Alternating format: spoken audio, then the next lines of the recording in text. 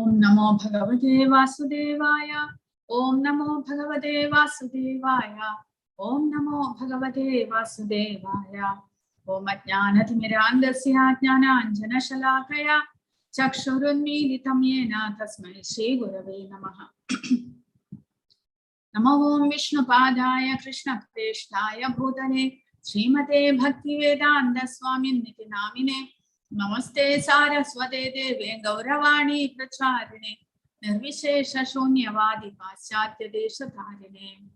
Jaya Sri Krishna Chaitanya Prabhu Nityananda Sri Advaita Gadadhara Sri Vasadi Gaura Bhakta Vrinda. Hare Krishna Krishna Krishna Hare Hare Hare Rama Rama Rama Hare Hare. Jai Shri Shri Radha Govinda. Hare Krishna, in Adhyayam 6 Dhyana Yogam, രണ്ടാമത്തെ ഭാഗമാണ്.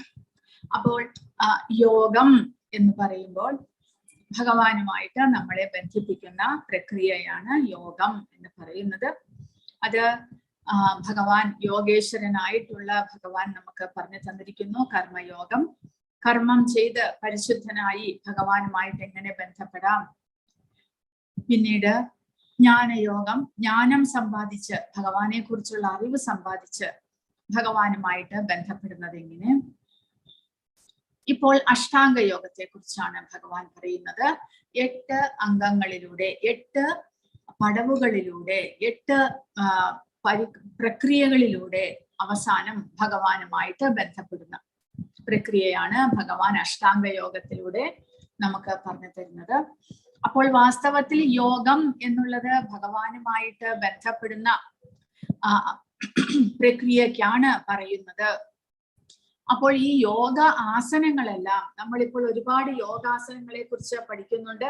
ആ യോഗാസനങ്ങളെല്ലാം ചെയ്യുന്നത് നമ്മുടെ ശരീരത്തിന്റെ ആരോഗ്യത്തിന് നല്ലതാണ്. മനസ്സിനെ control ചെയ്യാനെല്ലാം, നമ്മുടെ ടെൻഷൻ എല്ലാം ഇല്ലാതാകുന്നു എന്നെല്ലാം പറയുന്നുണ്ട് ആ യോഗ പരിശീലനങ്ങളിലൂടെ.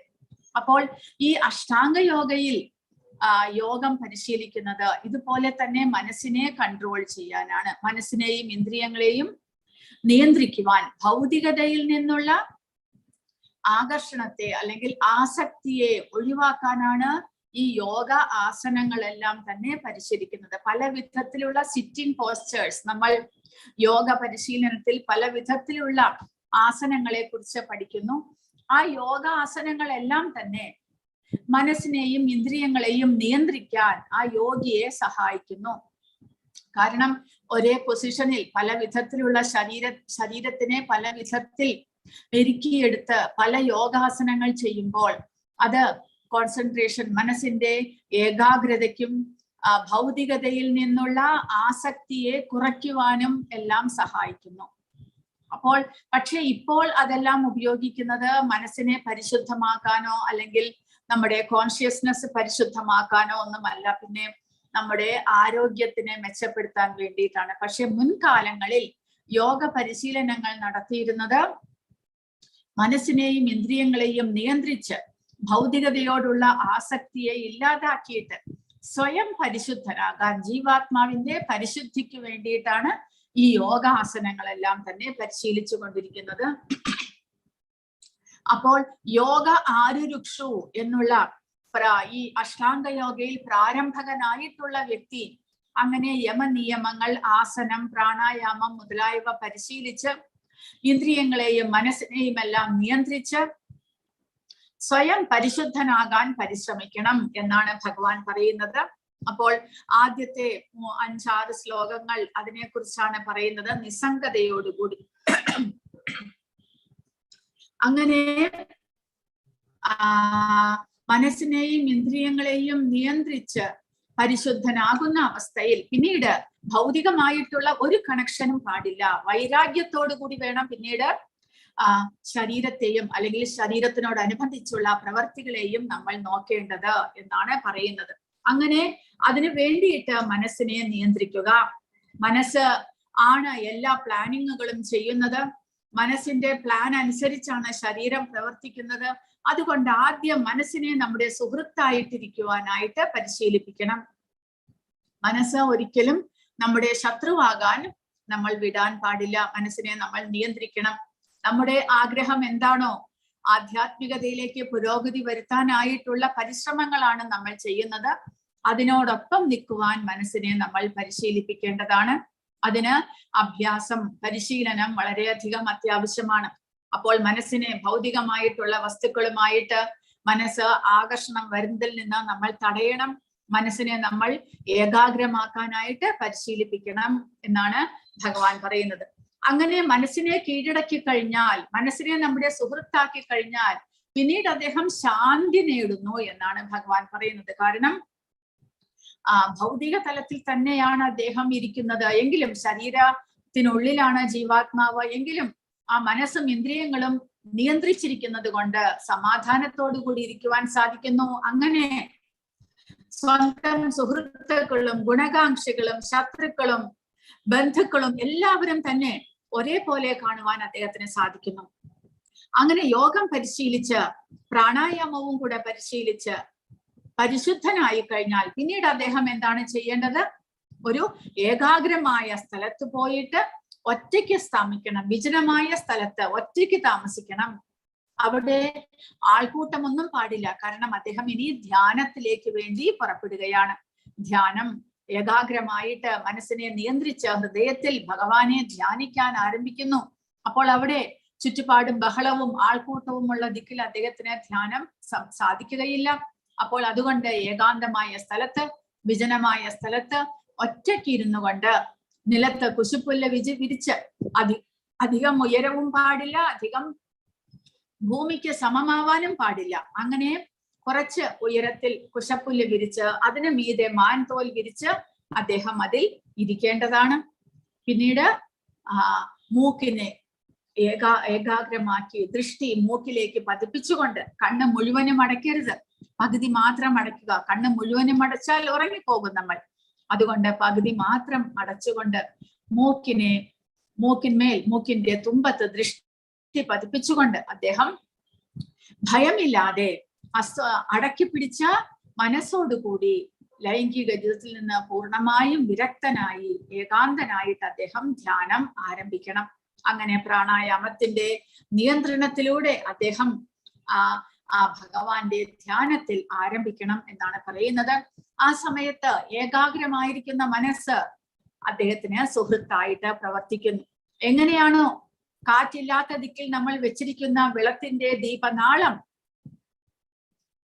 ചാഞ്ചല്യമില്ലാതിരിക്കുന്നത്, അതുപോലെ ഏകാഗ്രമായിട്ടുള്ള മനസ്സിൽ അദ്ദേഹത്തിന് ഭഗവാനെ ധ്യാനിക്കുവാനായിട്ട് സാധിക്കുന്നു എന്നാണ് പറയുന്നത്. പക്ഷെ ഈ എല്ലാ യോഗങ്ങളും ഭക്തിയോഗത്തിലേക്ക് എത്തിച്ചേരേണ്ടതാണ്. ജ്ഞാനയോഗവും ജ്ഞാനം സമ്പാദിച്ചാൽ മാത്രം പോരാ. ജീവാത്മാവിന്റെ യഥാർത്ഥ പൊസിഷൻ എന്താണ് എന്ന് അറിഞ്ഞാൽ മാത്രം പോരാ. ഭക്തി യോഗത്തിലേക്ക് ഉയർന്നാൽ മാത്രമേ എല്ലാ യോഗങ്ങളും ഭഗവാനിലേക്ക് നമ്മളെ എത്തിക്കുകയുള്ളൂ. എല്ലാ യോഗങ്ങളും അവസാനം ഏറ്റവും ഉയർന്ന ശ്രേഷ്ഠമായിട്ടുള്ള യോഗമായിട്ടുള്ള ഭക്തി യോഗത്തിലേക്ക് എത്തണം. ഭഗവാൻ കൃഷ്ണന്റെ നേരിട്ടുള്ള ശുദ്ധഭക്തി അതിലേക്ക് എത്തിയാൽ മാത്രമേ ഭഗവത് ധാമത്തിലേക്ക് നമുക്ക് പ്രവേശനം സാധിക്കുകയുള്ളൂ. അങ്ങനെയുള്ള യോഗം പരിശീലിക്കാനായിട്ട് ഭഗവാൻ പറയുന്നു, വളരെ കുറച്ചു മാത്രം ആഹാരം കഴിക്കുകയോ അല്ല ഒരുപാട് ഭക്ഷണം കഴിക്കുകയോ, വളരെ കുറച്ചു മാത്രം ഉറങ്ങുകയോ ഏറെ സമയം ഉറങ്ങുകയോ ചെയ്യുന്നവർക്ക് ഈ യോഗം പരിശീലിക്കാൻ സാധ്യമേ അല്ല. എല്ലാം തന്നെ മിതമായി നിയന്ത്രണത്തോടു കൂടിയ ഒരു ജീവിതം ആര് നയിക്കുന്നുവോ അങ്ങനെയുള്ളവർക്ക് മാത്രമേ യോഗം പരിശീലിക്കാൻ സാധിക്കുകയുള്ളൂ എന്ന് പറയുന്നു. അങ്ങനെ പരിശുദ്ധമാകുന്ന അവസ്ഥയിൽ ഭഗവാനിൽ തന്നെ മനസ്സുറപ്പിച്ച് അതീന്ദ്രിയ ആനന്ദത്തിന്റെ ആ ഒരു പരിപക്വമായിട്ടുള്ള അവസ്ഥയിലേക്ക് ഉയരുന്ന അദ്ദേഹത്തിന് എല്ലാ ജീവജാലങ്ങളെയും ഒരുപോലെ കാണുവാൻ സാധിക്കുന്നു എന്നാണ് ഭഗവാൻ ഇവിടെ പറയുന്നത്.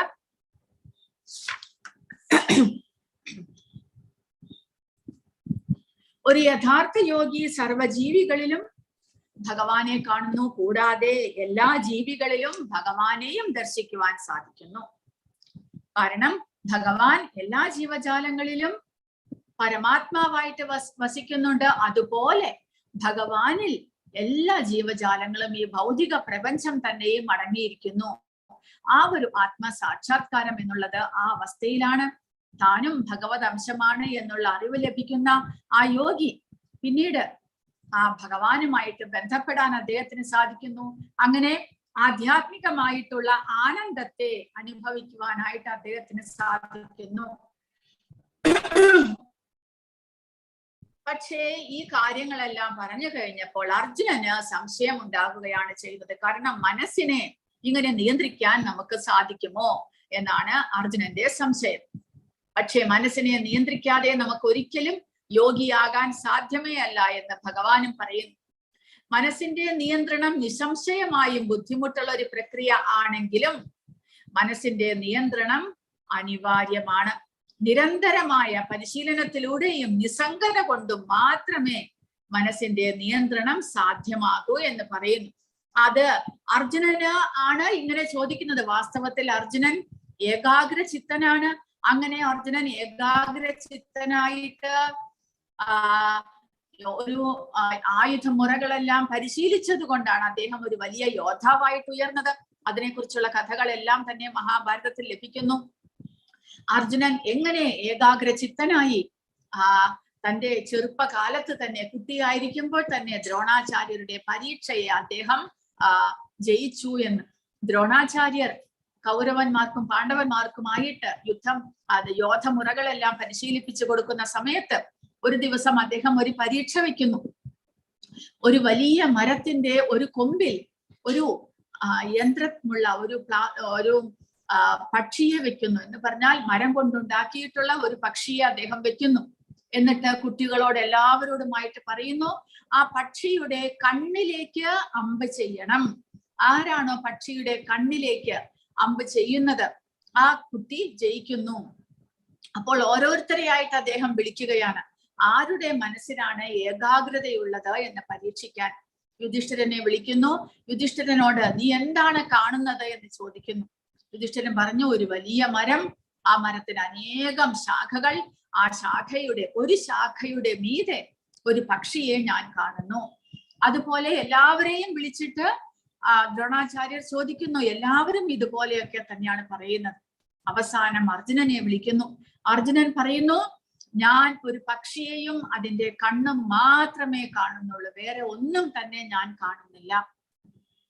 അതാണ് മനസ്സ് ഏകാഗ്രമാക്കിയാൽ ലഭിക്കുന്ന ഗുണം. നമുക്ക് ആ ഒരു ഏകാഗ്ര ചിത്തനാകുമ്പോൾ നമുക്ക് ഭഗവാനിലല്ലാതെ വേറെ ഒന്നിലും തന്നെ നമുക്ക് ശ്രദ്ധയോ അല്ലെങ്കിൽ നമ്മുടെ ദൃഷ്ടി പോകുകയോ മനസ്സിൽ വേറെ ചിന്തകൾ വരികയോ ഒന്നും തന്നെ ഉണ്ടാകുന്നില്ല.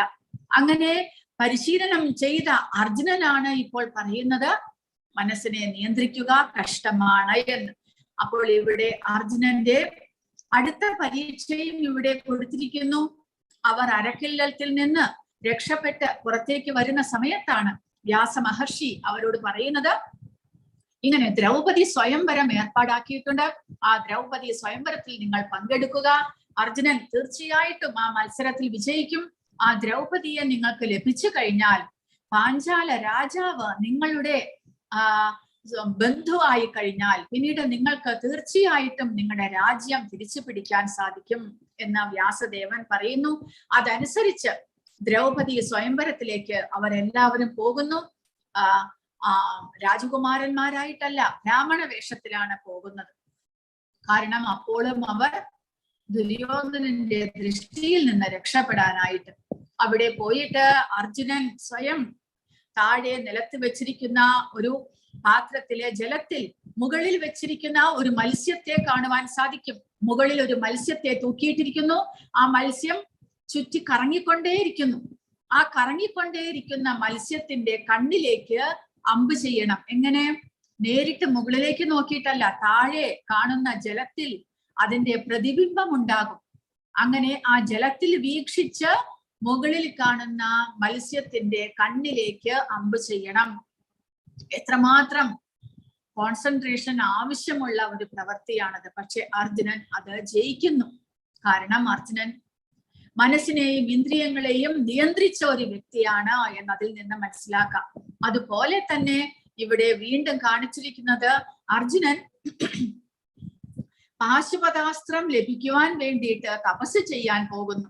ആ അവസരത്തിൽ അർജുനന്റെ തപസ് പുരോഗമിച്ചു കൊണ്ടിരിക്കുന്ന അവസരത്തിൽ അർജുനനെ പരീക്ഷിക്കുവാനായിട്ട് ഭഗവാൻ ശിവൻ സ്വയം അവിടെ വരുന്നു. എങ്ങനെയാണ് വരുന്നത്? ഒരു കിരാത വേഷം എടുത്തുകൊണ്ട്, ഒരു കാട്ടാളന്റെ വേഷം എടുത്തുകൊണ്ടാണ് ഭഗവാൻ ശിവൻ വരുന്നത്. അപ്പോൾ ഒരു ദിവസം ഒരു കാട്ടുപന്നിയെ അർജുനൻ അമ്പ് ചെയ്ത് വീഴ്ത്തുന്നു. പക്ഷേ അർജുനൻ ആ കാട്ടുപന്നിയെ എടുക്കാൻ പോകുമ്പോൾ ആ പന്നിയുടെ ശരീരത്തിൽ 2 അമ്പുകൾ കാണുവാൻ സാധിക്കുന്നു. വേറെ ഒരാളും കൂടെ ആ പന്നിയുടെ ശരീരത്തിൽ അമ്പ് ചെയ്തിട്ടുണ്ട്. അപ്പോൾ അർജുനന് സംശയമായി, ആരാണത്? ഞാനാണ് ആദ്യം പന്നിയെ കണ്ടത്, ഞാനാണ് ആദ്യം അമ്പ് ചെയ്തത്, രണ്ടാമതൊരാൾ എപ്പോഴാണ് അമ്പ് വിട്ടത്? അർജുനന് മനസ്സിലാകുന്നില്ല. അപ്പോൾ ആ സമയത്താണ് ഈ കിരാതൻ വരുന്നത്, കാട്ടാളൻ വരുന്നു. അദ്ദേഹം പറയുന്നു, ഞാനാണ് പന്നിയെ ആദ്യം അമ്പ് ചെയ്ത് വീഴ്ത്തിയത്, അതുകൊണ്ട് എനിക്കുള്ളതാണ് ആ പന്നി എന്ന് കാട്ടാളൻ പറയുന്നു. രണ്ടുപേരും തമ്മിൽ വാക്കുതർക്കമാകുന്നു. അവസാനം യുദ്ധമാകുന്നു. രണ്ടുപേരും തങ്ങളുടെ മുഴുവൻ ശക്തിയും ഉപയോഗിച്ച്, ഭഗവാൻ ശിവനും അർജുനനും തങ്ങളുടെ മുഴുവൻ ശക്തിയും ഉപയോഗിച്ച് യുദ്ധം ചെയ്യുകയാണ്. അവസാനം ആ കാട്ടാളനെ തോൽപ്പിക്കാൻ സാധിക്കുന്നില്ല എന്ന് മനസ്സിലായപ്പോൾ അർജുനന് സംശയം വരുന്നു. ഇദ്ദേഹം സാധാരണ ഒരു കാട്ടാളനല്ല. കാരണം എന്റെ ശക്തിക്ക് മുന്നിൽ ആ വ്യക്തിയെ എനിക്ക് തോൽപ്പിക്കാൻ സാധിക്കുന്നില്ല എന്നുണ്ടെങ്കിൽ എന്നെ തോൽപ്പിക്കുവാനായിട്ട്, അല്ലെങ്കിൽ എന്നോട് ഇത്ര നേരം യുദ്ധം ചെയ്യുവാൻ സാധിക്കുന്ന ഒരേ ഒരാൾ ഭഗവാൻ മാത്രമാണ് എന്ന് മനസ്സിലാക്കി അർജുനൻ ആ ഭഗവാന് ശരണാഗതനാകുകയാണ്. അപ്പോൾ അത്രമാത്രം കോൺസെൻട്രേഷനും ധൈര്യവും മനസ്സ് ഏകാഗ്രതയുമുള്ള ഒരു മനസ്സിനെ നിയന്ത്രിക്കുവാൻ സാധിച്ച ആ അർജുനനാണ് പറയുന്നത്, മനസ്സിനെ നിയന്ത്രിക്കുക കഷ്ടമാണ്. കാരണം മനസ്സിനെ നിയന്ത്രിച്ച ഇതുപോലെ പരിശുദ്ധമായ ഭക്തിയുടെ ഇനിയൊരു ഉദാഹരണമാണ് മാർക്കണ്ഡേയ മഹർഷി. ഇവിടെ കൊടുത്തിരിക്കുന്നു, മാർക്കണ്ഡേയ മഹർഷിയുടെ മുന്നിൽ നരനാരായണ ദേവന്മാർ, ഭഗവാന്റെ ഒരു അവതാരമാണ്. നരനും നാരായണനുമായിട്ട് ഭഗവാൻ 2 രൂപം എടുത്തുകൊണ്ട് അവതരിക്കുന്നു. അവർ ഇപ്പോഴും ബദരികാശ്രമത്തിൽ അവരുടെ വിഗ്രഹം നമുക്ക് കാണുവാൻ സാധിക്കും. അവരിപ്പോഴും ബദരികാശ്രമത്തിൽ ഉണ്ട് എന്നാണ് പറയുന്നത്. ഈ സമയത്തെ, കലികാലത്തെ നമ്മുടെ വിഗ്രഹാരാധനയ്ക്ക് നമ്മൾ, അല്ലെങ്കിൽ നമ്മുടെ ഈ പ്രപഞ്ചത്തെ മുഴുവനും സംരക്ഷിക്കുന്നത് ഭഗവാന്റെ ഈ നരനാരായണ അവതാരമാണ്. അപ്പോൾ അവർ ഒരു ദിവസം മാർക്കണ്ഡേയന്റെ തപസ്സിലും ഭക്തിയിലും സന്തുഷ്ടനായിട്ട് അവർ 2 പേരും മാർക്കണ്ഡേയ മഹർഷിയുടെ മുന്നിൽ പ്രത്യക്ഷപ്പെടുന്നതാണ് ഈ ചിത്രമായിട്ട് കാണുന്നത്.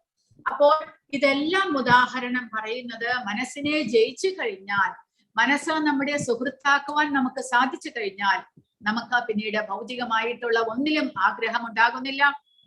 നമുക്ക് ഭഗവാന്റെ ഭക്തിയിൽ ഏകാഗ്രചിത്രരാകുവാൻ സാധിക്കുന്നു എന്നാണ്. എങ്കിലും അർജുനൻ ചോദിക്കുന്നു, കാരണം നമുക്ക് വേണ്ടിയിട്ട്, കലികാലത്തെ ജനങ്ങൾക്ക് വേണ്ടിയിട്ട് അർജുനൻ ചോദിക്കുകയാണ്.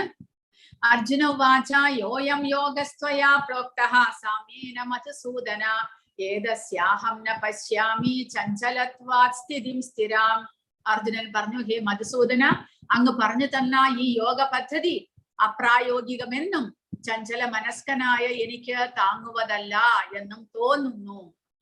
അർജുനൻ പറയുന്നത് അദ്ദേഹം ചഞ്ചല മനസ്കനാണ് എന്ന് ഒരിക്കലുമല്ല. അദ്ദേഹത്തിന്റെ പ്രവർത്തികൾ കാണുമ്പോൾ നമുക്ക് മനസ്സിലാകും, അദ്ദേഹത്തിന്റെ കഥകൾ വായിക്കുമ്പോൾ നമുക്ക് മനസ്സിലാകും അദ്ദേഹം എത്രമാത്രം ദൃഢനിശ്ചയത്തോടുകൂടി ഏകാഗ്രതയോടുകൂടി ഇരിക്കുന്ന ഒരു വ്യക്തിയാണ് എന്ന്. എന്നിട്ടും ആ അർജുനൻ പറയുന്നു, ചഞ്ചലം ഹി മന കൃഷ്ണ പ്രമാധി ഫലവദൃഢം തസ്യാഹം നിഗ്രഹം മന്യേ വായോരിവാസു ദുഷ്കരം. മനസ്സ് ചഞ്ചലമാണ്, പ്രക്ഷുബ്ധമാണ്, വഴങ്ങാത്തതും ബലമേറിയതുമാണ്. കൃഷ്ണ, അതിനെ നിയന്ത്രിക്കാൻ കാറ്റിനെ പിടിച്ചു നിർത്തുന്നതിനേക്കാൾ പ്രയാസമുണ്ട് എന്ന് എനിക്ക് തോന്നുന്നു എന്നാണ് അർജുനൻ പറയുന്നത്.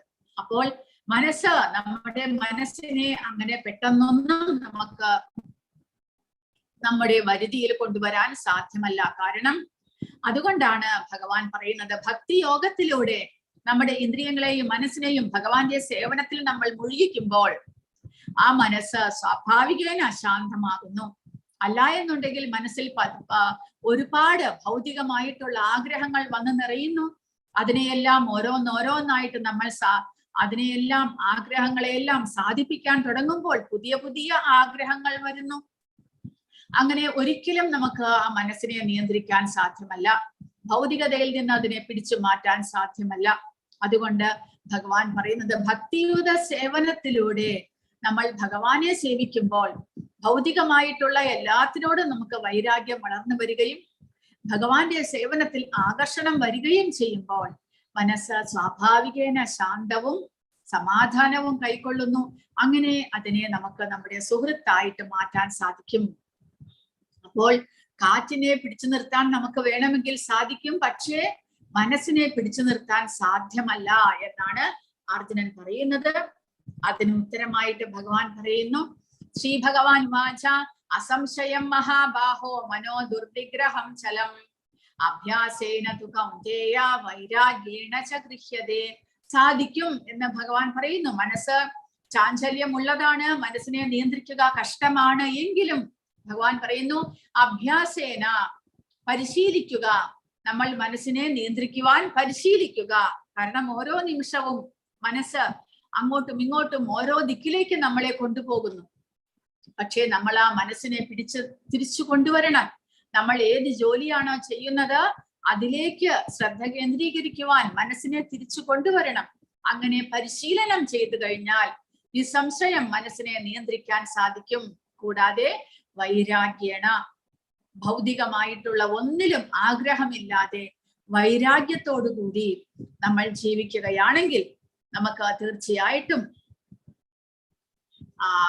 മനസ്സിനെ നിയന്ത്രിക്കാൻ സാധിക്കും എന്ന് ഭഗവാൻ പറയുന്നു. ഭഗവാൻ പറഞ്ഞു, മഹാബാഹുവായ കുന്തിപുത്ര, അസ്ഥിരമായ മനസ്സിനെ അടക്കുക എന്നത് തീർച്ചയായും ദുഷ്കരമാണ്.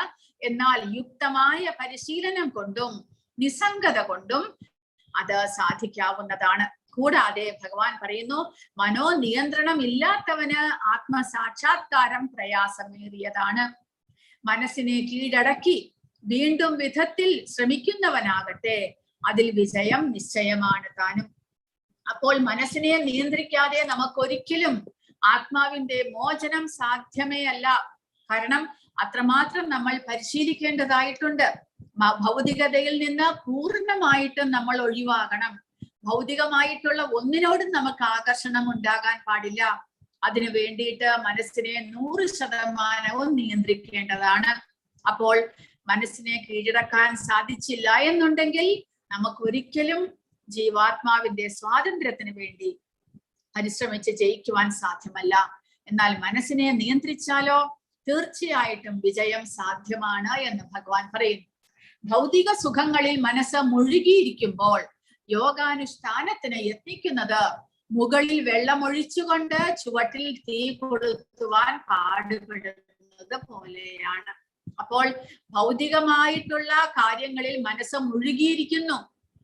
പല വിധത്തിലുള്ള ഇന്ദ്രിയ സുഖങ്ങൾക്ക് വേണ്ടിയിട്ട് മനസ്സ് ആഗ്രഹിക്കുകയാണ്. ആ സമയത്താണ് നമ്മൾ ആത്മനിയന്ത്രണത്തിന്, ആത്മജ്ഞാനത്തിന് വേണ്ടി പരിശ്രമിക്കുന്നതും.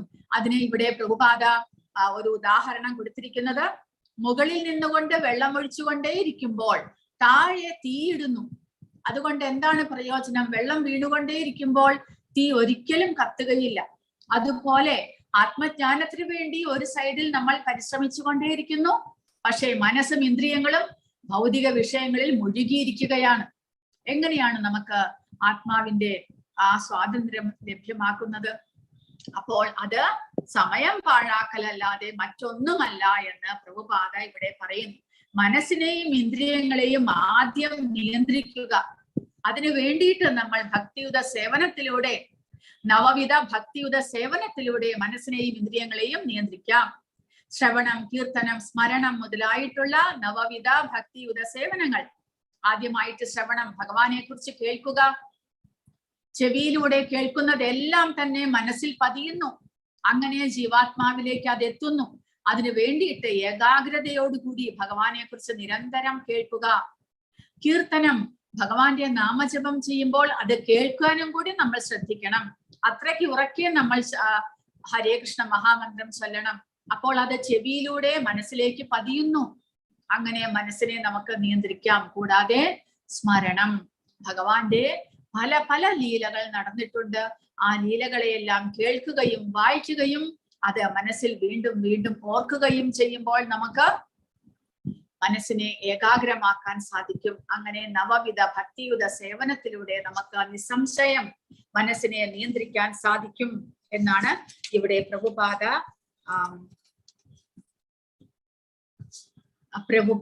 ഭാവാർത്ഥത്തിൽ കൊടുത്തിരിക്കുന്നത്.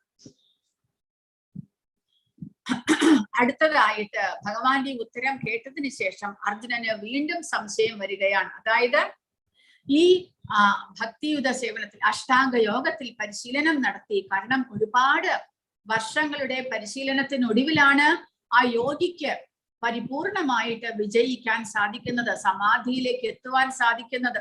അതിന് ഒരുപാട് വർഷത്തെ അധ്വാനം ആവശ്യമാണ്. ആദ്യമായിട്ട് കർമ്മം ചെയ്ത് പരിശുദ്ധനായി യോഗാസനങ്ങളും പ്രാണായാമവും എല്ലാം ചെയ്ത് പരിശുദ്ധനാകണം. പിന്നീട് വേണം ഏകാന്തമായ സ്ഥലത്ത് പോയിട്ട് ധ്യാനത്തിനിരിക്കുവാൻ.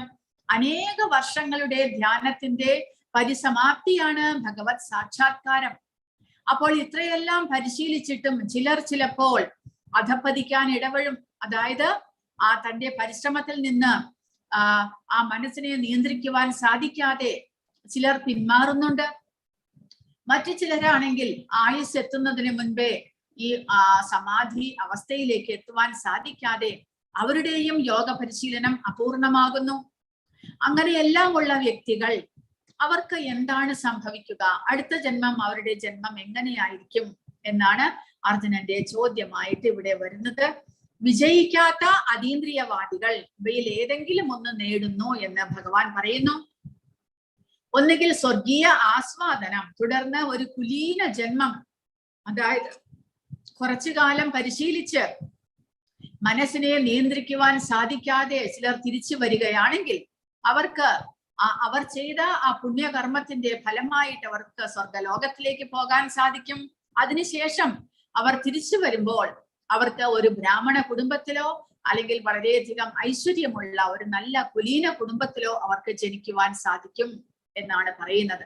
അല്ല, വേറെ ചിലർ അനേക വർഷം ധ്യാനം ചെയ്തിട്ടും തന്റെ ആയുസ് കഴിയുന്നതിന് മുന്നേ പൂർണ്ണ വിജയം നേടാൻ സാധിക്കാത്തവരാണെങ്കിൽ അവർക്ക് അതീന്ദ്രിയവാദികളുടെ, അതായത് ഇതുപോലെ ഭഗവാനെ കുറിച്ച് മനസ്സിലാക്കി ഭഗവാന്റെ സേവനങ്ങൾ ചെയ്ത് പരിശുദ്ധമായിട്ടുള്ള ആ കുടുംബത്തിൽ തന്നെ ജനിക്കാൻ സാധിക്കും. ആ കുടുംബത്തിൽ ജനിച്ച് അവർക്ക് ജനനത്തോടു കൂടി തന്നെ ഭഗവത് സേവനത്തിൽ അവർക്ക് മുഴുകാൻ സാധിക്കുന്നു. അങ്ങനെയുള്ളവർ രണ്ട് വിധത്തിലാണ്. ഈ അധപ്പതിക്കുന്ന അല്ലെങ്കിൽ പൂർണ്ണതയിലേക്ക് എത്താത്തവരായിട്ടുള്ള ഈ യോഗികളുടെ പുനർജന്മം അങ്ങനെയായിരിക്കും എന്ന് ഭഗവാൻ പറയുന്നു. വിജയിക്കാത്ത അതീന്ദ്രിയവാദിക്ക് എന്ത് സംഭവിക്കും? വിശ്വാസത്തോടെ അവൻ ആത്മസാക്ഷാത്കാര പ്രക്രിയ ആരംഭിക്കുന്നുവെങ്കിലും പിന്നീട് വാചിക മനസ്ഥിതി നിമിത്തം അവൻ ഉപേക്ഷിക്കുകയും അങ്ങനെ യോഗയിൽ പൂർണ്ണത കൈവരിക്കുകയും ചെയ്യുന്നില്ല. അപ്പോൾ ഇവിടെ കാണാം, വിശ്വാമിത്ര മഹർഷി ഇതുപോലെ തന്നെ, വിശ്വാമിത്ര മഹർഷിയും അദ്ദേഹം ഒരു രാജാവായിരുന്നു. എങ്കിലും ആ മഹർഷിമാരുടെ യോഗ ബലത്തെ കണ്ടിട്ട് തനിക്കും ഒരു വലിയ യോഗിയായി തീരണം, മഹർഷിയായി തീരണം എന്ന് പറഞ്ഞുകൊണ്ട് അദ്ദേഹം രാജ്യം ഉപേക്ഷിച്ച് ഒരു സന്യാസിയാകുന്നു. കാട്ടിൽ പോയി തപസ് ചെയ്യുകയാണ്. അപ്പോൾ വളരെയധികം ഏകാഗ്ര നിഷ്ഠയോടുകൂടി ഇന്ദ്രിയങ്ങളെയെല്ലാം നിയന്ത്രിച്ച് അദ്ദേഹം തപസ് ചെയ്തുകൊണ്ടിരിക്കുന്ന സമയത്ത് ഇന്ദ്രന് പേടിയാകുന്നു. കാരണം ഈ വിശ്വാമിത്രൻ രാജാവായിരുന്നു. അദ്ദേഹം സ്വർഗലോകത്തിന്റെ രാജപദവി ലഭിക്കാൻ വേണ്ടിയിട്ടാണോ തപസ് ചെയ്യുന്നത് എന്ന സംശയം ഇന്ദ്രനുണ്ടാകുന്നു. ഇന്ദ്രൻ തന്റെ സ്വർഗത്തിലെ അപ്സരസുകളെ എല്ലാം ഈ വിശ്വാമിത്ര മഹർഷിയുടെ തപസ്സിനെ ഇല്ലാതാക്കാനായിട്ട്, അല്ലെങ്കിൽ അതിനെ ആ തപസ്സിൽ നിന്ന് അദ്ദേഹത്തെ പിന്തിരിപ്പിക്കാനായിട്ട് പറഞ്ഞു വിടുന്നു. അങ്ങനെ മേനക, തിലോത്തമ മുതലായിട്ടുള്ള ഒരുപാട് അപ്സരസുകൾ സ്വർഗലോകത്ത് നിന്ന് അവിടേക്ക് വരികയും അവരെല്ലാവരും പലതരത്തിൽ പദ്യങ്ങൾ പറഞ്ഞ് അല്ലെങ്കിൽ പാട്ടുകൾ പാടി ഇൻസ്ട്രുമെന്റ് എല്ലാം വായിച്ച് ഡാൻസ് ചെയ്ത് അവരുടെ വളകളുടെയും കൊലുസിന്റെയും എല്ലാം ശബ്ദം അവിടെ ഭയങ്കരമായിട്ട് മുഴങ്ങുന്നു. അങ്ങനെ കുറെ അധികം ദിവസം അവർ നൃത്യങ്ങളും പാട്ടുകളും എല്ലാം ആയിട്ട് അവർ അവിടെ ആ വിശ്വാമിത്ര മഹർഷിയുടെ തപസ്സിനെ ഭംഗപ്പെടുത്തുവാൻ പരിശ്രമിക്കുന്നു. അവസാനം ഒരു ദിവസം വിശ്വാമിത്ര മഹർഷി ഈ ശബ്ദ കോലാഹലത്തിൽ അദ്ദേഹത്തിന്റെ തപസ്സിന് ഭംഗം വരുന്നു. അദ്ദേഹം കണ്ണു തുറക്കുന്നു. അദ്ദേഹം കാണുന്നത് മേനകയെയാണ്. ആ മേനകയിൽ പെട്ടെന്ന് അദ്ദേഹത്തിന് ആകർഷണം ഉണ്ടാകുന്നു. അതാണ് പൂർണ്ണമായിട്ടും തന്റെ മനസ്സിനെയും ഇന്ദ്രിയങ്ങളെയും നിയന്ത്രിക്കുവാൻ സാധിക്കാത്ത ഒരു അതീന്ദ്രിയവാദി അല്ലെങ്കിൽ ഒരു തപസ്വി. പക്ഷേ അദ്ദേഹം ശുദ്ധഭക്തനായിട്ടില്ല. അതുകൊണ്ടാണ് അദ്ദേഹത്തിന്റെ ഇന്ദ്രിയങ്ങളെ നിയന്ത്രിക്കുവാൻ സാധിക്കാതെ വന്നത്. പക്ഷെ അതുപോലെ തന്നെ ആയിരുന്നു മാർക്കണ്ഡേയ മഹർഷിയും. മാർക്കണ്ഡേയ മഹർഷിയെയും ഇന്ദ്രൻ ഇതുപോലെ തന്റെ അപ്സരസുകളെയെല്ലാം പറഞ്ഞു വിട്ട് അവർ അദ്ദേഹത്തിന്റെ തപസ്സിനെയും ഭംഗപ്പെടുത്താൻ പരിശ്രമിച്ചു. പക്ഷെ മാർക്കണ്ഡേയ മഹർഷിക്ക് ഒരു കുലുക്കവും ഉണ്ടായില്ല. കാരണം അദ്ദേഹം പൂർണ്ണമായിട്ടും ഭഗവാനിൽ മുഴുകി ഭഗവാന്റെ സേവനത്തിൽ മുഴുകിക്കൊണ്ടിരിക്കുകയായിരുന്നു. അതുകൊണ്ട് അദ്ദേഹത്തിന്റെ തപസ്സിനെ ഭംഗപ്പെടുത്താൻ ഇന്ദ്രനോ അദ്ദേഹത്തിന്റെ കൂട്ടുകാർക്കോ സാധിച്ചില്ല. അപ്പോൾ അങ്ങനെ ഭഗവാൻ പറയുന്നു, അങ്ങനെയുള്ള യോഗത്തിൽ യോഗ പരിശീലനം ചെയ്യുമ്പോൾ അത് മുഴുമിപ്പിക്കാൻ സാധിച്ചില്ല എന്നുണ്ടെങ്കിൽ അങ്ങനെയുള്ളവർക്ക് എന്താണ് സംഭവിക്കുന്നത് എന്നാണ് അർജുനന്റെ ചോദ്യം. കൃഷ്ണ, അങ്ങനെ അതീന്ദ്രിയതയുടെ മാർഗത്തിൽ നിന്ന് ഭ്രഷ്ടനായി തീർന്ന ഒരാൾ ഭൗതികമായോ ആധ്യാത്മികമായ ഉത്കർഷം നേടാനാകാതെയും ഒരിടത്തും സ്ഥാനമില്ലാതെയും ഛിന്ന ഭിന്നമായി പോയ മേഘത്തെ പോലെ നശിച്ചു പോകുമോ എന്നാണ് അർജുനന്റെ ചോദ്യം. കാരണം അദ്ദേഹം ഭൗതികമായിട്ടുള്ളതെല്ലാം ഉപേക്ഷിച്ചിട്ടാണ് ആധ്യാത്മിക ജീവിതം തിരഞ്ഞെടുത്തത്. ആ ആധ്യാത്മിക ജീവിതത്തിലും അദ്ദേഹത്തിന് പൂർണ്ണത കൈവരിക്കാൻ സാധിച്ചില്ലെങ്കിൽ അവിടെയുമില്ല ഇവിടെയുമില്ല. അദ്ദേഹം എന്ത് സംഭവിക്കും അങ്ങനെയുള്ള ജീവാത്മാവിന്? ശ്രീ ഭഗവാൻ ഉവാച അപ്പോൾ അർജുനൻ പറയുന്നു, അല്ലയോ കൃഷ്ണ, ഇതാണ് എന്റെ സംശയം. അങ്ങ് തന്നെ ഇത് പൂർണ്ണമായും തീർത്തു തരണം. അങ്ങയെ അല്ലാതെ ഈ സംശയം അകറ്റാൻ കഴിവുള്ളതായിട്ട് ആരെയും ഞാൻ കാണുന്നില്ല എന്ന അർജുനന്റെ ചോദ്യം. അപ്പോൾ ഭഗവാന്റെ ഉത്തരം എന്താണ്? ശ്രീ ഭഗവാൻ ഉവാച പാർത്ഥ നൈവേഹനാമുത്ര വിനാശസ്തസ്യ വിദ്യതേ നഹി കല്യാണ കൃത്കശ്ചിത് ദുർഗതിം താതഗച്ഛതി. ഭഗവാൻ പറഞ്ഞു, ഹേ പാർത്ഥ, മംഗളകരങ്ങളായ കർമ്മങ്ങളിൽ ഏർപ്പെട്ടുകൊണ്ടിരിക്കുന്ന ആധ്യാത്മിക ജ്ഞാനിക്ക് ഈ ലോകത്തിലോ ആത്മീയ ലോകത്തിലാകട്ടെ നാശമില്ല. സുഹൃത്തെ, നന്മ ചെയ്യുന്നവന് ഒരിക്കലും ദുർഗതി സംഭവിക്കാൻ വയ്യ എന്നാണ് ഭഗവാൻ പറയുന്നത്. കാരണം അദ്ദേഹം നല്ല കാര്യമാണ് ചെയ്തുകൊണ്ടിരുന്നത്. ഭഗവാനെ പ്രാപിക്കണം എന്നുള്ള ആഗ്രഹമായിരുന്നു മനസ്സിൽ. സ്വാർത്ഥതയോ ഭൗതികമായിട്ടുള്ള എന്തെങ്കിലും നേട്ടത്തിനോ വേണ്ടിയിട്ടല്ല അദ്ദേഹം യോഗ പരിശീലനം ചെയ്തത്. പക്ഷെ എങ്കിലും അദ്ദേഹത്തിനെ മുഴുമിപ്പിക്കാൻ സാധിച്ചില്ല. അത് അദ്ദേഹത്തിന്റെ ദൃഢനിശ്ചയത്തിന് കോട്ടം വന്നതുകൊണ്ടാണ്. പക്ഷെ എങ്കിലും അദ്ദേഹം പരിശ്രമിച്ചത് ഒരു നല്ല കാര്യത്തിനായതുകൊണ്ട്, മംഗളകരമായ കാര്യത്തിനായതുകൊണ്ട് ഒരിക്കലും അദ്ദേഹത്തിന് ദുർഗതി വരികയില്ല എന്നാണ് ഭഗവാൻ പറയുന്നത്. അദ്ദേഹത്തിന് ഒരിക്കലും അങ്ങനെ മംഗളകരമായ കർമ്മങ്ങൾ ചെയ്യുന്നവർക്ക് ഒരിക്കലും നാശമില്ല. എക്സാമ്പിൾ ആയിട്ട് ഇവിടെ കൊടുത്തിരിക്കുന്നത് അജാമിളന്റെ കഥയാണ് കൊടുത്തിരിക്കുന്നത്. അജാമിളൻ ഇതുപോലെ ഒരു ബ്രാഹ്മണ കുമാരനായിരുന്നു. അദ്ദേഹം തന്റെ അച്ഛന്റെ പൂജയ്ക്ക് വേണ്ടിയിട്ട് എല്ലാ ദിവസവും സഹായിക്കുന്നു. അദ്ദേഹം കാട്ടിൽ നിന്ന് പൂക്കളും മറ്റുള്ള അഗ്നി ഉണ്ടാക്കാനുള്ള വിറകും എല്ലാം വഹിച്ചുകൊണ്ട് അദ്ദേഹം വീട്ടിലേക്ക് വരുമായിരുന്നു. ഒരു നല്ല ഭഗവാന്റെ ഭക്തിയുടെ സേവനങ്ങൾ ചെയ്ത് ഉയർന്നുകൊണ്ടിരിക്കുന്ന ഒരു ബ്രാഹ്മണ കുമാരൻ. പക്ഷേ ഒരു ദിവസം അദ്ദേഹം ഇതുപോലെ കാട്ടിലേക്ക് പോയ സമയത്താണ് ഒരു വേശ്യ ആ വേശ്യയുടെ സുഹൃത്തിനോടൊപ്പം ഇരിക്കുന്നത് കാണുവാൻ സാധിച്ചത്. 2-ാമത്തെ അധ്യായത്തിൽ ഭഗവാൻ പറയുന്നു, ഏതെങ്കിലും ഒരു ഇന്ദ്രിയത്തിന്റെ പിഴവ് മൂലം നമ്മുടെ ജീവിതം മുഴുവനും പാഴാകുന്നു എന്ന്. കാരണം ഇന്ദ്രിയങ്ങളെ നിയന്ത്രിച്ചില്ലെങ്കിൽ ഏതെങ്കിലും ഒരു ഇന്ദ്രിയം ആ ഇന്ദ്രിയ വിഷയത്തിൽ ആകൃഷ്ടനാകുമ്പോൾ അത് ആ ശരീരത്തെ മുഴുവനും പിടിച്ചുലയ്ക്കുന്നു. അതുപോലെ തന്റെ കണ്ണുകൊണ്ടാണ് അജാമിളൻ ഈ ഒരു സീൻ കാണുന്നത്. അത് കാണുന്നതും അദ്ദേഹത്തിന്റെ മനസ്സിനെ അത് വല്ലാതെ പിടിച്ചുലയ്ക്കുന്നു.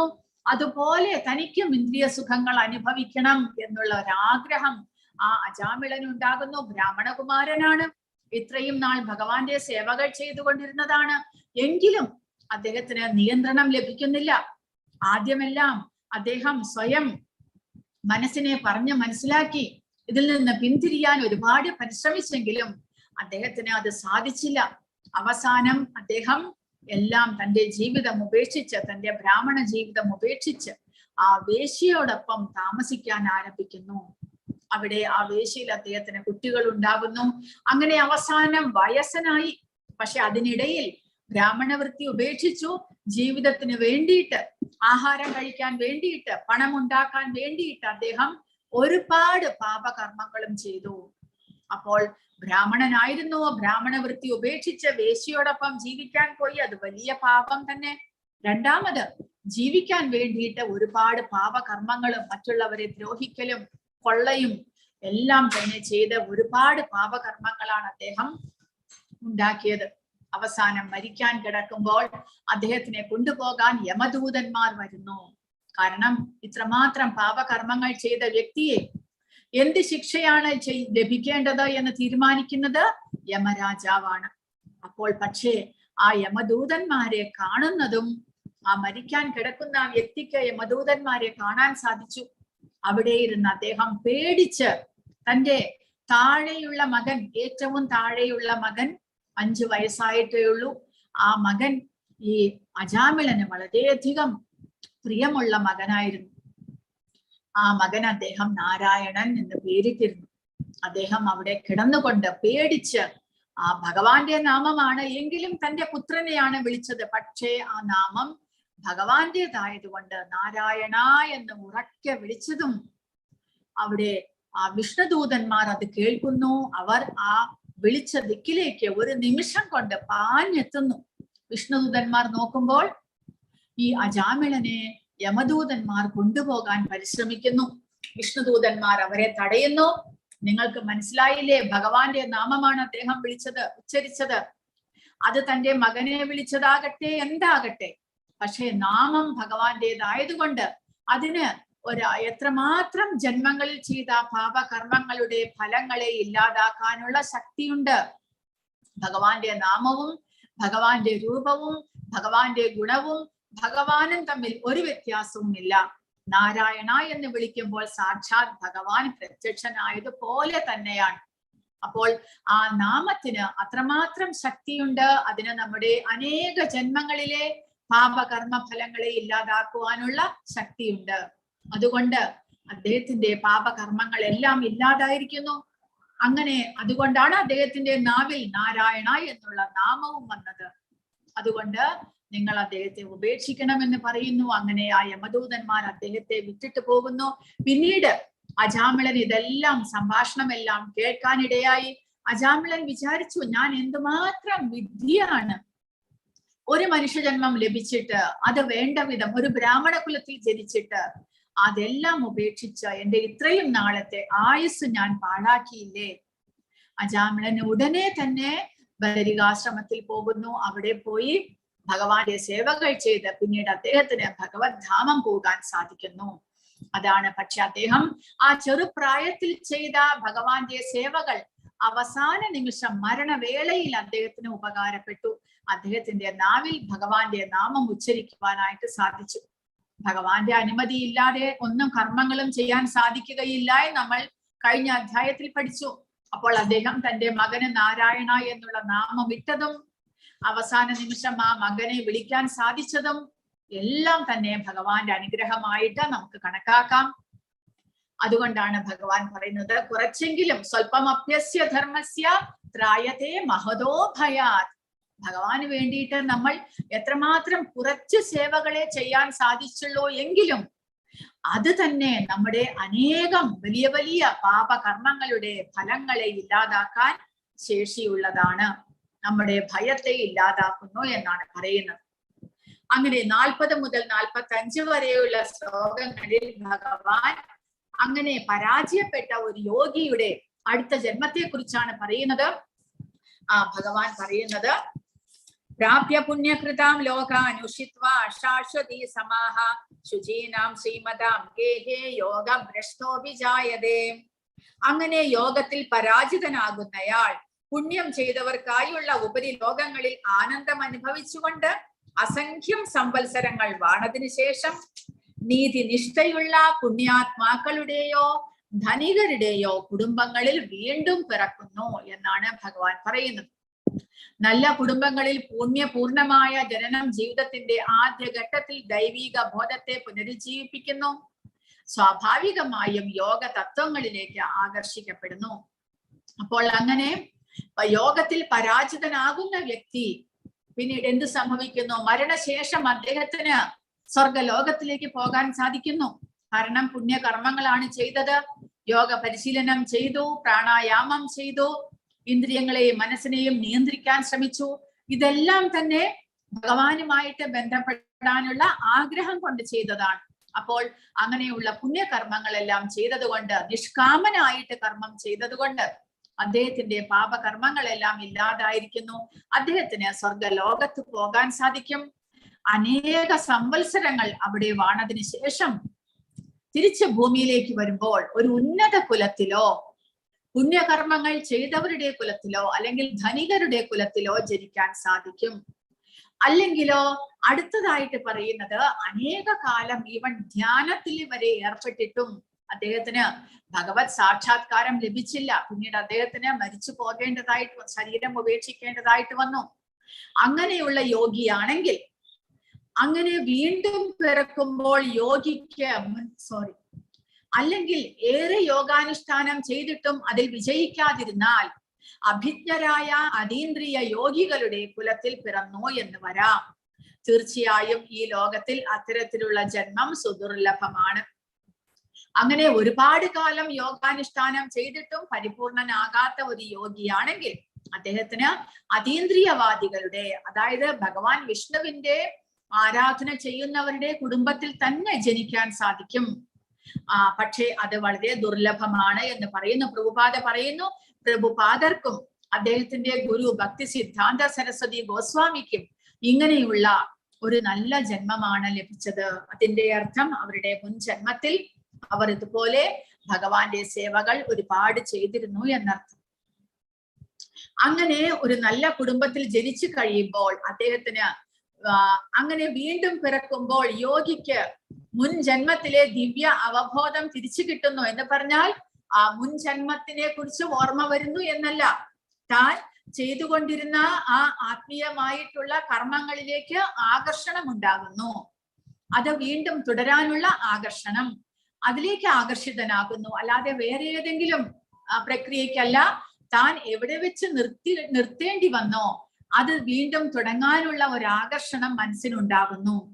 ആധ്യാത്മികമായി പൂർണ്ണ വിജയം നേടാൻ വേണ്ടി അയാൾ പ്രയത്നം തുടരുന്നു. അങ്ങനെ ആ ഭക്തന് അല്ലെങ്കിൽ ആ യോഗിക്ക് താൻ എവിടെ വെച്ച് നിർത്തിയോ അവിടെ നിന്ന് വീണ്ടും തുടരാനുള്ള അവസരം ഉണ്ടാകുന്നു എന്നാണ് പറയുന്നത്. മുൻ ജന്മത്തിലെ അതീന്ദ്രിയ അവബോധം പുനരുജ്ജീവിപ്പിക്കുന്നതിന് കിട്ടുന്ന നല്ല ജനനത്തിന് ഉദാഹരണമാണ് ഒരു വിശിഷ്ട ബ്രാഹ്മണ കുലത്തിൽ പിറന്ന തന്റെ മൂന്നാം ജന്മമെടുത്ത ഭരത മഹാരാജാവ്. ലോക ചക്രവർത്തിയായിരുന്നു ഭരത മഹാരാജാവ്. അദ്ദേഹത്തിന്റെ വാഴ്ചയ്ക്ക് ശേഷമാണ് ഈ ഭൂമി ദേവന്മാരാൽ ഭാരതവർഷം എന്ന് വിളിക്കപ്പെട്ടത്. അപ്പോൾ അദ്ദേഹത്തിന് എന്താണ് സംഭവിച്ചത്? പ്രഭുപാദ കൊടുത്തിരിക്കുന്നു. ഈ ചക്രവർത്തി യൗവനത്തിൽ തന്നെ ആത്മജ്ഞാനാർത്ഥിയായി ഭരണത്തിൽ നിന്ന് വിരമിച്ചു. പക്ഷെ അദ്ദേഹത്തിന് അതിൽ വിജയിക്കാൻ സാധിച്ചില്ല. അടുത്ത ജന്മത്തിൽ അദ്ദേഹം ഒരു ഉത്തമ ബ്രാഹ്മണ കുടുംബത്തിൽ ജനിക്കുന്നു. അവിടെ അദ്ദേഹം ജനങ്ങളിൽ നിന്നെല്ലാം അകന്ന് ഒരു മൂകനും ബധിരനുമായിട്ട് അഭിനയിച്ച് ജഡഭരതൻ എന്നുള്ളൊരു പേരും അദ്ദേഹത്തിന് ലഭിക്കുന്നു. പക്ഷേ അദ്ദേഹം പൂർണ്ണമായിട്ടും ആത്മജ്ഞാനത്തിലേക്ക് ഉയർന്ന ഒരു ഭക്തനായിട്ട് തീരുകയായിരുന്നു. അദ്ദേഹവുമായിട്ട് കണ്ടുമുട്ടാൻ ഒരു രഘുഗണൻ എന്നുള്ള ഒരു രാജാവിന് സാധിക്കുന്നു. ആ രാജാവുമായിട്ടുള്ള സംഭാഷണത്തിലാണ് രാജാവിന് മനസ്സിലാകുന്നത് ഇദ്ദേഹം ആ മുൻ ജന്മത്തിൽ ഭരത ചക്രവർത്തിയായിരുന്നു എന്ന്. അപ്പോൾ അങ്ങനെ നമുക്ക് നമ്മുടെ ആത്മീയമായിട്ടുള്ള ജീവിതം മുഴുമിപ്പിക്കാൻ സാധിച്ചില്ലെങ്കിലും, ഭഗവാന്റെ സേവനങ്ങളെ പൂർത്തീകരിക്കാൻ സാധിച്ചില്ലെങ്കിലും, ഭഗവാൻ പറയുന്നത് അടുത്ത ജന്മത്തിൽ നമ്മൾ എവിടെ വെച്ച് നിർത്തിയോ അവിടെ നിന്ന് നമുക്ക് തുടരുവാനുള്ള ചാൻസ് കിട്ടുന്നു. അതിനുള്ള ഒരു സിറ്റുവേഷൻ നമുക്ക് ഉണ്ടാകുന്നു. അങ്ങനെ നമുക്ക് ആ ആധ്യാത്മിക ജീവിതം വീണ്ടും തുടരുവാനായിട്ട് സാധിക്കുന്നു. മുൻ ജന്മത്തിൽ സിദ്ധിച്ച ദിവ്യ അവബോധത്താൽ എങ്ങും തേടി പോകാതെ തന്നെ അയാൾ സ്വാഭാവികമായി യോഗ സിദ്ധാന്തത്തിൽ ആകൃഷ്ടനായി തീരും. ജിജ്ഞാസുവായ ആ യോഗി ആചാരനിഷ്ഠങ്ങളായ ധർമ്മശാസ്ത്ര പ്രമാണങ്ങൾക്ക് അതീതരാണ്. അപ്പോൾ ഇവിടെ കൊടുത്തിരിക്കുന്ന കുട്ടികളെയെല്ലാം കാണാം, ഇസ്കോണിലെ ഭക്തന്മാരുടെ കുട്ടികളാണ്. അവർക്ക് ജനിക്കുമ്പോൾ തന്നെ ഹരേ കൃഷ്ണ മഹാമന്ത്രം കേൾക്കുവാനും ആ ഒരു ഭക്തിയുടെ ആ ഒരു അന്തരീക്ഷത്തിൽ വളരുവാനും ഭഗവാന്റെ സേവനത്തിലും ചെറുപ്പത്തിലെ തന്നെ ഭഗവത്ഗീത പഠിക്കുവാനും എല്ലാമുള്ള സൗകര്യങ്ങൾ ലഭിക്കുന്നു. അതിന്റെ അർത്ഥം മുൻ ജന്മത്തിൽ അവർ ഇതിന്റെ തുടക്കം കുറിച്ചിരുന്നു എന്നുള്ളതാണ്. അതുകൊണ്ടാണ് ജനിക്കുമ്പോൾ തന്നെ ജനനത്തോടുകൂടി തന്നെ കുട്ടികളായിരിക്കുമ്പോൾ തന്നെ അവർക്ക് ഇതിനോട് ആകർഷണവും അതിനുള്ള സാഹചര്യവും ലഭിക്കുന്നത്. അങ്ങനെയുള്ള ഭക്തന്മാർക്ക് സ്വാഭാവികമായി തന്നെ ഇതിൽ ആകർഷണം ഉണ്ടാകുന്നു. സർവകൽമഷങ്ങളും നീങ്ങി തുടർന്ന് മുന്നോട്ട് പോകാൻ ആത്മാർത്ഥമായി യത്നിച്ചു കൊണ്ടിരിക്കുന്ന യോഗിക്ക് അനേക ജന്മത്തിലെ പരിശീലനത്തിന് ശേഷം പരിപൂർണത നേടി പരമലക്ഷ്യത്തിലെത്താം. കാരണം എന്തുകൊണ്ടാണ് ഭഗവാൻ ഇവിടെ അനേക ജന്മത്തിലെ പരിശീലനം എന്ന് പറയുന്നത്? കാരണം ശുദ്ധമായ പരിശുദ്ധ ഭക്തിയുടെ സേവനത്തിലല്ല അദ്ദേഹം ഏർപ്പെട്ടിരിക്കുന്നത്. അദ്ദേഹം ആ മനസ്സിനെയും ഇന്ദ്രിയങ്ങളെയും സ്വന്തം ശക്തിയാൽ നിയന്ത്രിച്ച് പരിശുദ്ധനായി ആ ഹൃദയത്തിൽ പരമാത്മാവിനെ ദർശിക്കാൻ ധ്യാനം, മെഡിറ്റേഷൻ എല്ലാം ചെയ്തിട്ട് പിന്നീട് ഭക്തനാകാനാണ് പരിശ്രമിക്കുന്നത്. പക്ഷേ നേരിട്ട് ഭഗവാന്റെ സേവനങ്ങൾ ചെയ്ത് ഒരു ഭക്തനായി തുടക്കത്തിലെ തന്നെ ഭക്തനായി തീരുന്ന ഒരു വ്യക്തിക്ക് ഈ അനേകം ജന്മങ്ങളുടെ ആവശ്യമില്ല എന്ന് ഭഗവാൻ പറയുന്നുണ്ട്. 7ാമത്തെ അധ്യായത്തിൽ ഭഗവാൻ പറയുന്നുണ്ട്. അതായത് നമ്മൾ പ്രാരംഭത്തിലെ തന്നെ ഭഗവാനാണ് പരമദിവ്യോത്തമ പുരുഷൻ എന്ന് മനസ്സിലാക്കുകയും നമ്മുടെ ഇന്ദ്രിയങ്ങളെയും മനസ്സിനെയും എല്ലാം ഭഗവാന്റെ സേവനത്തിൽ ഏർപ്പെടുത്തുകയും ചെയ്തു കഴിഞ്ഞാൽ നമുക്ക് ഒരേ ജന്മത്തിൽ തന്നെ നമ്മൾ എത്രമാത്രം പരിശ്രമിക്കുന്നോ അതിനനുസരിച്ച് നമുക്ക് എത്ര വേഗമോ അത്ര വേഗം ഭഗവാനെ പ്രാപിക്കാൻ സാധിക്കും. നേരെ മറിച്ച് വളഞ്ഞ വഴിയിലൂടെ, നീണ്ട വഴിയിലൂടെ, കോണിപ്പടിയിലൂടെ നമുക്ക് ഒരു 10ാം നിലയിൽ എത്തണമെന്നുണ്ടെങ്കിൽ ഒരുപാട് പരിശ്രമിക്കണം. എന്നാൽ ഒരു ലിഫ്റ്റിലൂടെ നമ്മൾ കയറുകയാണെങ്കിലോ ഒരു നിമിഷത്തിൽ നമുക്ക് 10ാമത്തെ നിലയിൽ കയറുവാനായിട്ട് സാധിക്കും. നേരെ മറിച്ച് കോണിപ്പടിയിലൂടെ ഓരോ സ്റ്റെപ്പ് ബൈ സ്റ്റെപ്പായിട്ട് പോകുമ്പോൾ അതിന് ഒരുപാട് സമയമെടുക്കുന്നു. അതുകൊണ്ടാണ് ഭഗവാൻ ഇവിടെ പറയുന്നത് ഒരു യോഗി അനേക ജന്മത്തിലെ പരിശീലനത്തിന് ശേഷം ഭഗവാനെ മനസ്സിലാക്കി ഭഗവാന്റെ ഭക്തിയുടെ സേവനങ്ങൾ ചെയ്ത് ഭഗവാന്റെ പരമപദത്തിൽ പോകാൻ സാധിക്കും. എന്നാൽ ഭക്തൻ നേരിട്ട് ഭഗവാനെ സേവിക്കുന്നത് കൊണ്ട് ഒരു ജന്മത്തിൽ തന്നെ അദ്ദേഹത്തിന് സാധിക്കുമെങ്കിൽ അദ്ദേഹം പരിശ്രമിച്ചാൽ ഏകാഗ്രചിത്തനായി ഭൗതികതയോടുള്ള വൈരാഗ്യത്തോടുകൂടി ഭഗവാനാണ് എല്ലാം എന്ന് മനസ്സിലാക്കി ഭഗവാനെ സേവിക്കുകയാണെങ്കിൽ ഒരേ ജന്മത്തിലെ തന്നെ ഭക്തന് ഭഗവാന്റെ പരമപദം പോകാൻ സാധിക്കും. അങ്ങനെയുള്ള ഭക്തൻ എല്ലാ യോഗികളിലും വെച്ച് അങ്ങനെയുള്ള പരിശുദ്ധ ഭക്തനാണ് ഭഗവാന് ഏറ്റവും പ്രിയങ്കരം എന്നാണ് അവസാനത്തെ ശ്ലോകത്തിൽ, ഒടുവിലത്തെ ശ്ലോകത്തിൽ ഭഗവാൻ പറയുന്നത്. അത്യുത്തമ യോഗി ആരാണ് എന്ന് ഭഗവാൻ പറയുന്നു. തപസ്യേക്കാളും ജ്ഞാനികളെക്കാളും ഫലേച്ഛയോടെ കർമ്മം ചെയ്യുന്നവരെക്കാളും ശ്രേഷ്ഠരാണ് യോഗി. എല്ലാ യോഗികളിലും വെച്ച് പൂർണ്ണ വിശ്വാസത്തോടെ എപ്പോഴും കൃഷ്ണനെ കുറിച്ച് ചിന്തിക്കുകയും പ്രേമപൂർവം കൃഷ്ണന്റെ ദിവ്യ സേവനത്തിൽ ഏർപ്പെട്ടുകൊണ്ടിരിക്കുകയും ചെയ്യുന്നവനാണ് അത്യുത്തമ യോഗി എന്ന് ഭഗവാൻ പറയുന്നു. കാരണം ഭഗവാൻ പറയുന്നത് ആ ഒരു ഭക്തനാണ് ശ്രേഷ്ഠൻ. കാരണം ഭക്തൻ പ്രാരംഭത്തിലെ തന്നെ ഭഗവാനെ മനസ്സിലാക്കി ഭഗവാന്റെ സേവനത്തിൽ പൂർണ്ണമായിട്ടും തന്റെ ശരീരം കൊണ്ട്, മനസ്സുകൊണ്ട്, വാക്കുകൊണ്ട് എല്ലാം കൊണ്ടും ഭഗവാന്റെ സേവനങ്ങൾ ചെയ്യുന്നു. ആ ഭക്തന് വേറെ ഒരു വിചാരവുമില്ല, ഭൗതികമായിട്ടുള്ള ഒന്നിലും ആകർഷണമില്ല. ഭഗവാന്റെ സന്തോഷം മാത്രമാണ് ഭക്തൻ ആഗ്രഹിക്കുന്നത്. അങ്ങനെയുള്ള ഭക്തനാണ് എല്ലാ യോഗികളിലും വെച്ച് ശ്രേഷ്ഠൻ എന്നാണ് ഭഗവാൻ പറയുന്നത്.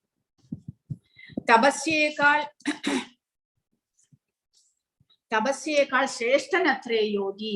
ജ്ഞാനികളെക്കാളും ഫലേച്ഛയോടെ കർമ്മം ചെയ്യുന്നവരെക്കാളും ശ്രേഷ്ഠനാണ് അദ്ദേഹം. അതുകൊണ്ട് അല്ലയോ അർജുന, ഏത് സാഹചര്യത്തിലും യോഗത്തിൽ ഉറച്ചു നിൽക്കുക. യോഗം എന്ന് പറയുമ്പോൾ നമ്മുടെ അവബോധത്തെ പരമസത്യത്തോട് ബന്ധപ്പെടുത്തൽ എന്നാണ് ഉദ്ദേശിക്കുന്നത്. യോഗം എന്ന് പറഞ്ഞു കഴിഞ്ഞാൽ ഭഗവാനുമായിട്ട് ബന്ധപ്പെടാനായിട്ട് പരിശ്രമിക്കുന്നു യോഗ പരിശീലനത്തിലൂടെ. അപ്പോൾ അതാണ് യോഗം എന്ന് പറയുന്നത്. അതുകൊണ്ട് ഭഗവാൻ ഇവിടെ പറയുന്നു, യോഗത്തിൽ ഉറച്ചു നിൽക്കുക. നീ ഏത് പരിശീലനം ചെയ്യുകയാണെങ്കിലും അതിലൂടെ ഭഗവാനുമായിട്ട് ബന്ധപ്പെടാനായിട്ട് പരിശ്രമിക്കണം. ഭഗവാനുമായിട്ട് ബന്ധപ്പെടാത്ത ഒരു പ്രക്രിയയും നമ്മളെ പരിപൂർണതയിലേക്ക് എത്തിക്കുന്നില്ല. അതുകൊണ്ട് ഏത് പരിശീലനമാണെങ്കിലും അതിലൂടെ ഭഗവാനുമായിട്ട് ബന്ധപ്പെടാൻ പരിശ്രമിക്കുക. സംയോജന പ്രക്രിയ പ്രധാനമായി ഫലോദിഷ്ട കർമ്മങ്ങളിലാകുമ്പോൾ കർമ്മയോഗമെന്നും, പ്രധാനമായി ജ്ഞാനത്തിലായിരുന്നാൽ ജ്ഞാനയോഗമെന്നും, ഭഗവാനുമായി നേരിട്ടുള്ള ഭക്തി ബന്ധത്തിലായിരുന്നാൽ ഭക്തിയോഗം എന്നും പറയുന്നു. അപ്പോൾ ഏത് യോഗത്തിലൂടെ നമുക്ക് ഏത് പടി വരെ ഉയരാൻ സാധിക്കും? ഭക്തിയോഗത്തിലൂടെ നേരെ ലിഫ്റ്റിൽ കയറി മുകളിലെ നിലയിൽ പോകുന്നത് പോലെ നേരിട്ട് ഭഗവാനുമായിട്ട് നമുക്ക് ബന്ധപ്പെടാൻ സാധിക്കുന്നു. മറ്റുള്ള യോഗങ്ങളെല്ലാം തന്നെ പരിശുദ്ധരായി വീണ്ടും ഭക്തിയുത സേവനത്തിലൂടെ ഭഗവാനുമായിട്ട് ബന്ധപ്പെട്ടാൽ മാത്രമേ ഭഗവാന്റെ പരമപദം പോകാൻ സാധിക്കുകയുള്ളൂ. പക്ഷെ ഭക്തിയോഗം ഒരേ ഒരു യോഗത്തിലൂടെ നമുക്ക് ഭഗവാനെ പ്രാപിക്കാൻ സാധിക്കുന്നു. തികഞ്ഞ ആധ്യാത്മിക ജ്ഞാനമാണ് ഭക്തിയോഗം. അതിനേക്കാൾ ഉത്തമമായി മറ്റൊന്നില്ല. ആത്മജ്ഞാനം കൂടാതെയുള്ള തപസ് അപൂർണമാണ്. ഭഗവാന് സ്വയം സമർപ്പിക്കാത്തവരുടെ ജ്ഞാനവും അപൂർണമാണ്. ഫലോദിഷ്ട കർമ്മമാകട്ടെ കൃഷ്ണാവബോധരഹിതമെങ്കിൽ സമയം പാഴാക്കൽ മാത്രം. അതിനാൽ ഇവിടെ ഏറ്റവും അധികം പ്രശംസിക്കപ്പെടുന്നത് ഭക്തിയോഗമാണ്. അപ്പോൾ ഭഗവാൻ ഇവിടെ പറയുന്നു, ഭക്തിയോഗിയാണ് ശ്രേഷ്ഠൻ എന്ന്. യോഗിനാമപി സർവേഷാം മദ്ഗതേനാന്തരാത്മന ശ്രദ്ധാവാൻ ഭജതേ യോ മാം സമേ യുക്തതമോ മദഃ. അങ്ങനെയുള്ള ഭക്തിയോഗി ഞാനുമായിട്ട് ബന്ധപ്പെട്ടിരിക്കുന്നു എന്ന് ഭഗവാൻ പറയും. സമേ യുക്തതമോ മദഃ ശ്രദ്ധാവാൻ ഭജതേ യോ മാം. ആ ഭക്തിയോഗി എന്ത് ചെയ്യുന്നു? ശ്രദ്ധാവാൻ, വിശ്വാസത്തോടു കൂടി, പൂർണ്ണ വിശ്വാസത്തോടു കൂടി, ഭജതേ, ഭഗവാനെ സേവിച്ചു കൊണ്ടിരിക്കുന്നു. അങ്ങനെയുള്ള ഭക്തൻ ഭഗവാനുമായിട്ട് ബന്ധപ്പെട്ടിരിക്കുകയാണ് എന്നാണ് ഭഗവാൻ പറയുന്നത്. പൂർണ്ണ വിശ്വാസത്തോടെ എപ്പോഴും എന്നിൽ തന്നെ നിലകൊള്ളുകയും എന്നെ തന്നെ ധ്യാനിച്ചുകൊണ്ട് പ്രേമപൂർവം എന്റെ ദിവ്യ സേവനത്തിൽ ഏർപ്പെട്ടുകൊണ്ടിരിക്കുകയും ചെയ്യുന്നവനാണ് എല്ലാ യോഗികളിലും വെച്ച് അത്യുത്തമ യോഗിയും എന്നോട് ദൃഢതമമായി യോഗത്തിൽ ബന്ധപ്പെട്ടിരിക്കുന്നവനും. ഇതാണ് എന്റെ അഭിപ്രായം. ഭഗവാന്റെ അഭിപ്രായമാണ് ഭഗവാൻ ഇവിടെ പറയുന്നത്. ഭക്തിയോഗമാണ് ഏറ്റവും ശ്രേഷ്ഠമായിട്ടുള്ളത്. ഭക്തനാണ് ഏറ്റവും ശ്രേഷ്ഠൻ എന്നാണ്. ഭക്തനാണ് ഭഗവാനുമായിട്ട് ബന്ധപ്പെട്ടിരിക്കുന്നത് എന്നുള്ളതാണ് ഭഗവാന്റെ അഭിപ്രായം. അപ്പോൾ ഇവിടെ കൊടുത്തിരിക്കുന്ന സ്റ്റോറി, കഥ എന്ന് പറയുന്നത് രൂപഗോസ്വാമിയുടേതാണ്. രൂപഗോസ്വാമിയാണ് നമ്മൾ ലെവൽ 3 പഠിക്കുന്ന പുസ്തകങ്ങളെല്ലാം എഴുതിയിരിക്കുന്നത്. അതായത് ഭക്തിരസാമൃത സിന്ധു, ഉപദേശാമൃതം, ഇതെല്ലാം എഴുതിയിരിക്കുന്നത് രൂപഗോസ്വാമിയാണ്. രൂപഗോസ്വാമിയും സനാതന ഗോസ്വാമിയും സഹോദരങ്ങളായിരുന്നു. അവർ രണ്ടുപേരും ചൈതന്യ മഹാപ്രഭുവിന്റെ ശിഷ്യന്മാരായിരുന്നു. ചൈതന്യ മഹാപ്രഭു അവരെ വൃന്ദാവനത്തിലേക്ക് പറഞ്ഞുവിടുന്നു. വൃന്ദാവനത്തിൽ കൃഷ്ണൻ കളിച്ചു വളർന്ന സ്ഥലമാണ് വൃന്ദാവനം. അവിടെയുള്ള ഭഗവാന്റെ ലീലകളെല്ലാം നടന്ന സ്ഥലങ്ങൾ എക്സ്കവേറ്റ് ചെയ്ത് അതിനെ പുനരുജ്ജീവിപ്പിച്ച് അത് മറ്റുള്ളവർക്ക് ഭക്തിയുടെ സേവനത്തിന്റെ ഒരു മാർഗമായിട്ട് മാറ്റണം, ഭക്തി പ്രചരിപ്പിക്കണം. അവിടെയുള്ളവർക്ക് എല്ലാവർക്കും, ഭക്തന്മാർക്ക് ഭഗവാനെ കുറിച്ചുള്ള അറിവ് പറഞ്ഞു കൊടുക്കണം. അങ്ങനെ ചൈതന്യ മഹാപ്രഭു ഇവരെ രണ്ടുപേരെയും വൃന്ദാവനത്തിലേക്ക് പറഞ്ഞു വിടുന്നു.